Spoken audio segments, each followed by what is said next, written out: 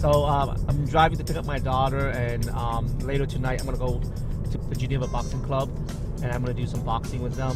Uh, Basically, I'm there to spar and tighten up my hand speed and get used to getting hit.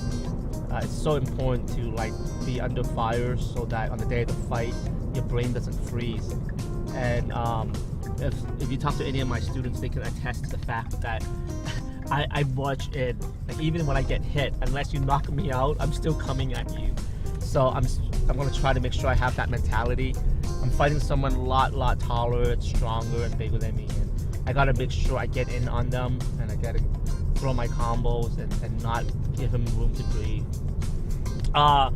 Basically, it's coming to the end. I have 3 more days, and it's tiring. I'm not very focused. I'm not as focused as I like.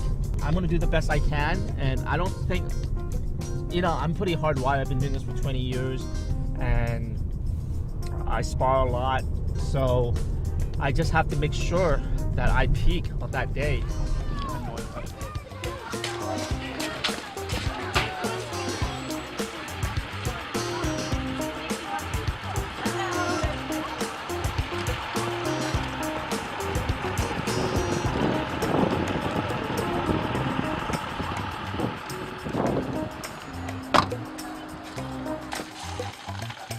Okay, yeah, Thursday night, 7:30 till 6:30 till 7:30.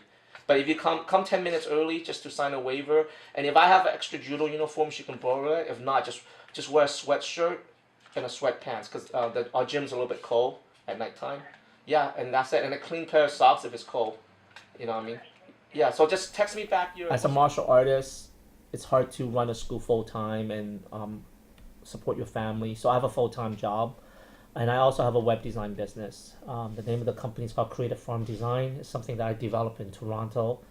Creative Farm Design basically it's about planting, cultivating, growing a business using marketing, using advertising, using graphic designs, using strategies to communicate a brand or a message. So it's very similar to the way I approach martial art.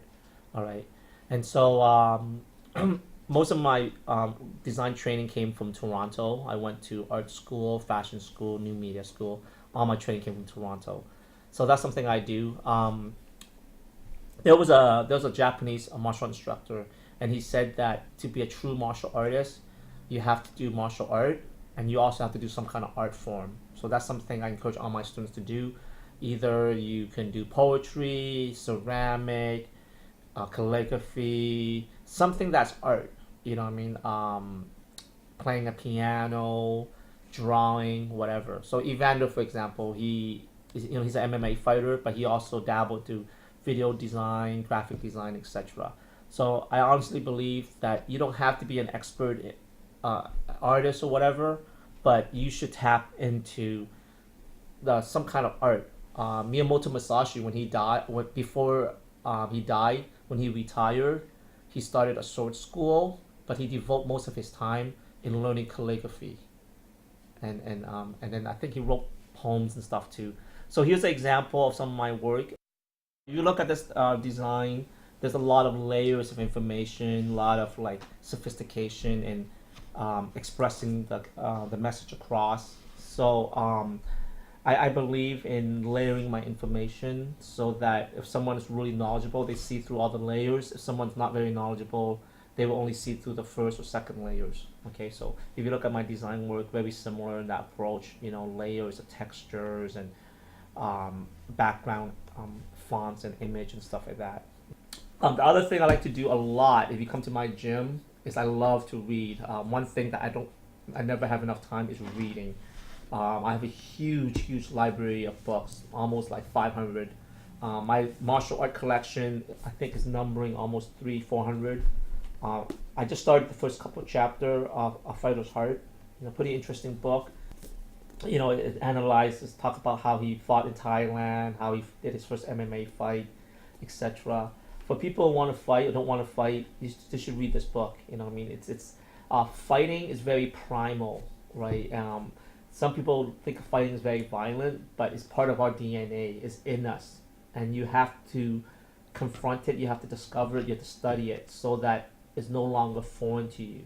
All right, this book just came in the mail. I've been dying to get this book. It's out of print. It's from the Judo Masterclass series and pickup technique. So it's Morotegiri, Tsukunagi, Uranagi, and Kataguruma. They're basically all wrestling moves. Very important to just read and find different ways of doing things, you know. And eBay has changed a lot. You can get almost anything now. I mean, there's no way I could have gotten this book at Barnes and Noble. I mean, this book is out of print. I mean, this book, if I was to buy it at Barnes and Noble, probably cost like $50-$60, you know. And I paid like $8 for it. It's like beautiful, you know what I mean.